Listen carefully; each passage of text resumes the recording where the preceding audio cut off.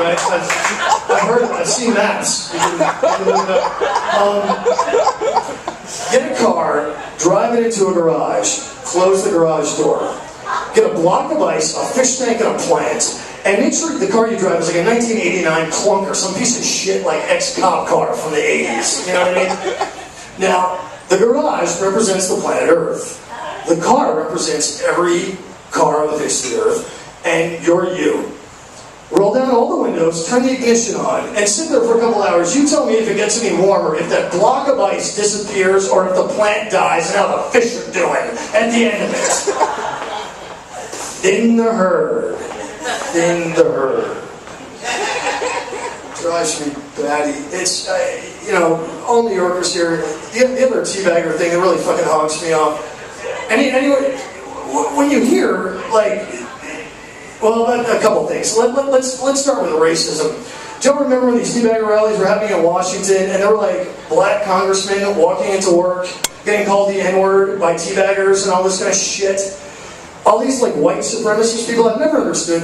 You know, you may or may not have noticed, I am white. Pierceforsythe, give it away, or just, yeah. I never really took any pride in it, you know what I mean? It's like, comes in handy when I'm trying to get a job, or like I have to deal with the police. But other than that, I don't really care.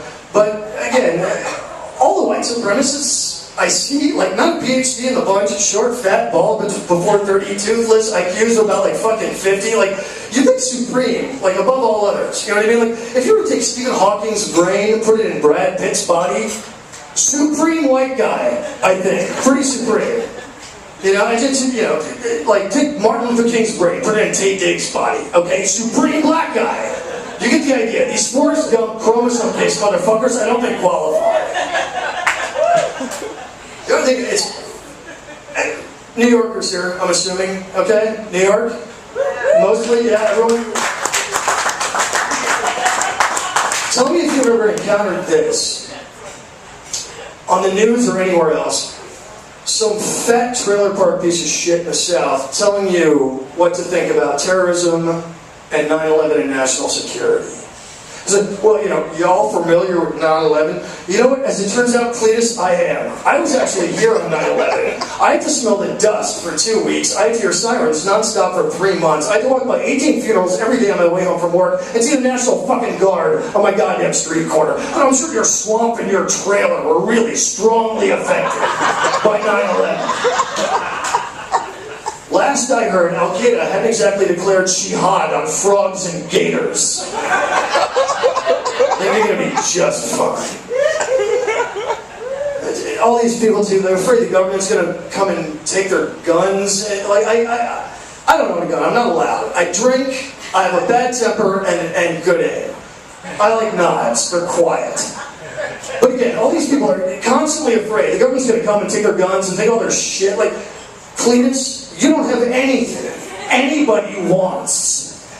I don't think the government, Obama, or anyone else is interested in the 1986 Ford pickup truck sitting on cinder blocks with that patch of weeds you call a front lawn for your fucking trailer. I don't think anyone cares about your collection of, like, decorative, collectible Elvis plates, either.